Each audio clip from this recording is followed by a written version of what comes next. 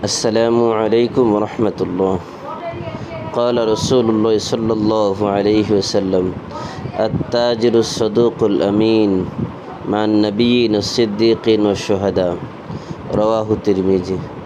নবী করিম সাল্লাল্লাহু আলাইহি ওয়াসাল্লাম ইরশাদ করেন, সত্যবাদী, সৎ ব্যবসায়ী, বিশ্বস্ত ব্যবসায়ী নবীগণ, সিদ্দিকগণ এবং শহীদদের সাথে কিয়ামতের ময়দানে অবস্থান করবে।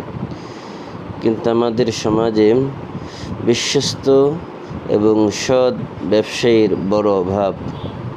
আমাদের সমাজে ধূর্ত, চালাক, চতুর এবং মিথ্যাবাদী ব্যবসায়ী অনেক বেশি।